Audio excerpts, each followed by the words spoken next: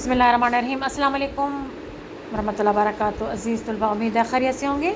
जमात नहम FBIC की तरफ से जो सिलेबस दिया गया है उसमें आपका ये एक मॉडल पेपर या आपको सैम्पल पेपर भी कह सकते हैं, इसको गेस्ट पेपर भी कह लें, इस्लामियात कंपलसरी लाजमी का क्लास 9th आपके सामने है।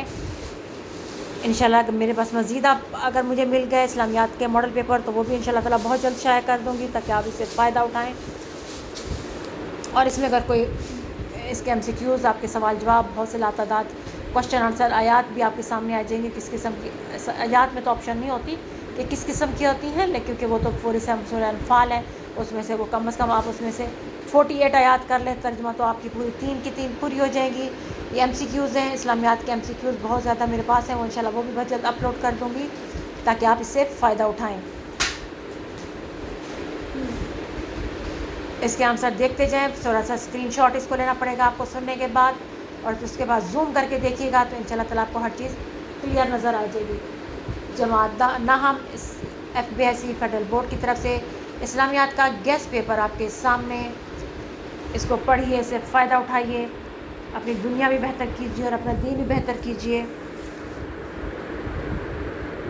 बिल्कुल बोर्ड के मियार के मुताबिक ये पेपर बना हुआ है। इसमें से कुछ MCQs बोर्ड के पेपर से भी लिए गए हैं, तो आपके लिए आसानी है, आपको एक ऐसा गेस्ट पेपर मिल जाएगा, आपको पता चल जाएगा कि किस तरह के MCQs बन सकते हैं। इंशाल्लाह ताला आप इसकी जितनी प्रैक्टिस करेंगे, जितने MCQs करेंगे, आपके लिए उतना ही फ़ायदा है। बेहतरीन अंदाज से बहुत अच्छे तरीके से आपके मॉडल पेपर आपके लिए मैं लेकर आ रही हूँ। गेस्ट पेपर हैं, MCQs हैं,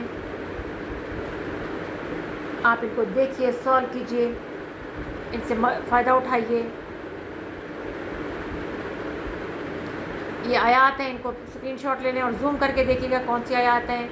फिर आपके हदीस में देख लीजिएगा कौन कौन सी हदीस बार बार आ रही हैं, लेकिन फिर भी आप 1 से 7 हदीस लाजमी कीजिएगा। तर्जुमा, तशरीह और अमली ज़िंदगी। लॉन्ग क्वेश्चन में आप इनकी फजीलत और फर्जियत वाला छोड़ सकते हैं ऑप्शन के तौर पर, अगर आप छोड़ना चाहें, वरना कर लेंगे तो आप बहुत बेहतरीन पेपर आपका हो जाएगा।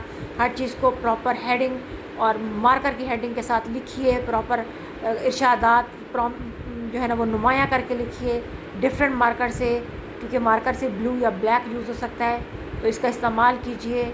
मोटा मोटा करके हेडिंग दीजिए ताकि आपके जो है ना प्रेजेंटेशन यानी वो अच्छी हो।